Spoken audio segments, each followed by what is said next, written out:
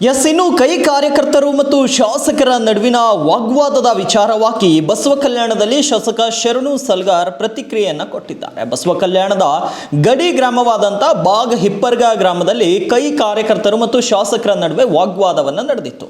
ಬಾಗ್ ಹಿಪ್ಪರ್ಗ ಗ್ರಾಮದಲ್ಲಿ ರಸ್ತೆ ಸಮಸ್ಯೆ ಇತ್ತು, ಅದಕ್ಕಾಗಿ ಭೂಮಿ ಪೂಜೆಗೆ ಹೋಗಿದ್ದೆ. ಆದರೆ ಅಲ್ಲಿರುವಂಥ ಕಾಂಗ್ರೆಸ್ ಕಾರ್ಯಕರ್ತರು ಗೂಂಡಾವರ್ತನೆಯನ್ನು ತೋರಿಸಿದ್ದಾರೆ. ಕೈ ಸಂಸ್ಕೃತಿಯನ್ನು ಜನತೆಗೆ ತೋರಿಸುವಂತೆ ಮಾಡಿದ್ದಾರೆ. ಕಾಮವಾಗ್ಗಾರಿಯ ಬಗ್ಗೆ ಕೇಳಿ ಅನವಶ್ಯಕ ರಾಜಕಾರಣ ಬೇಡ ಅಂತ ಹೇಳಿದೆ.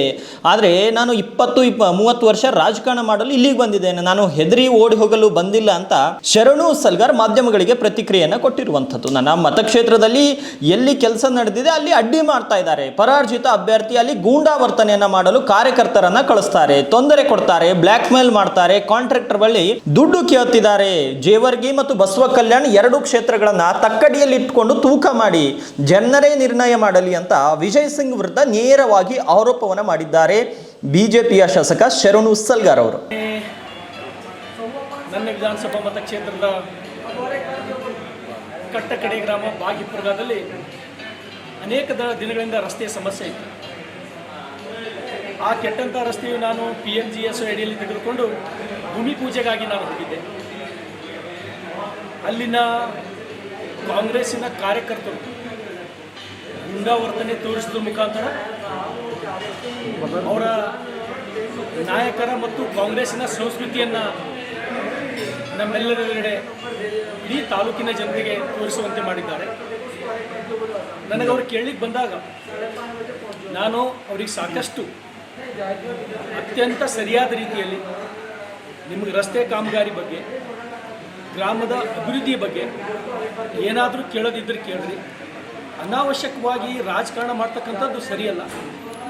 ನಿಮಗಿಲ್ಲಿ ಯಾರು ಕಳಿಸ್ಯಾರ, ನೀವು ಯಾರು ಒತ್ತಾಯದ ಮೇರೆಗೆ ನೀವು ಬಂದಿರಿ ಅಂತಕ್ಕಂಥದ್ದು ನನಗೆ ಗೊತ್ತದ.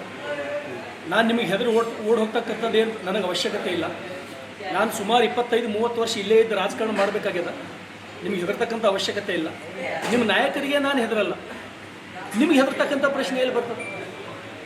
ಆ ಗಟ್ಟಿತನ ನನಗೆ ಅದ ಅಂಥೇಳಿ ಎಲ್ಲೋ ಹುಟ್ಟಿ ಎಲ್ಲೋ ಬೆಳೆದು ಇಲ್ಲಿ ಬಂದು ಜನ ನನಗೆ 2 ಸಲ ಶಾಸಕ ಮಾಡಿದ್ರು. ಓಡಿ ಹೋಗ್ತಕ್ಕಂಥ ಸ್ವಭಾವದವ ನಾನಲ್ಲ.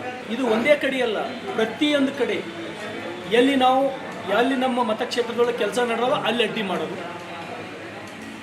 ಡಿಫಿಟೆಡ್ ಕ್ಯಾಂಡಿಡೇಟ್ ಅಲ್ಲಿ ಗುಂಡಾವರ್ತನೆ ಮಾಡ್ತಕ್ಕಂಥ ಕಾರ್ಯಕರ್ತರು ಕಳಿಸೋದು, ಅಡ್ಡಿಪಡಿಸೋದು, ತೊಂದರೆ ಕೊಡೋದು, ಬ್ಲ್ಯಾಕ್ ಮೇಲ್ ಮಾಡೋದು, ಕಾಂಟ್ರಾಕ್ಟರ್ಗಳ ಬಳಿ ಅಧಿಕಾರಿಗಳ ಬಳಿ ದುಡ್ಡು ಕೇಳ್ತಕ್ಕಂಥದ್ದು, ಇದು ಕಾಂಗ್ರೆಸ್ಸಿನ ಸಂಸ್ಕೃತಿ ಮತ್ತು ಸಂಸ್ಕಾರ.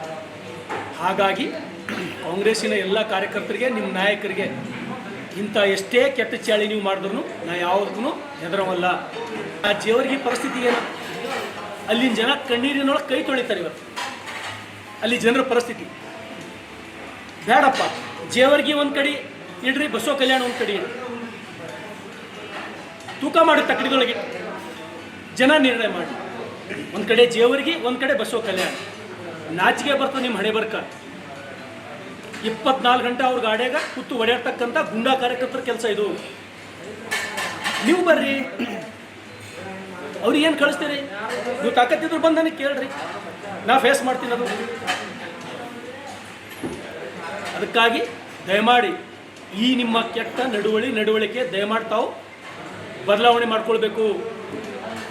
ನೀವು ನಿಮ್ಮ ತಂದೆಯವರ ಹೆಸರಿಗೆ ಧಕ್ಕೆ ತರ್ತಕ್ಕಂಥ ಕೆಲಸ ತಾವು ಮಾಡ್ತಾ ಇದ್ದೀರಿ.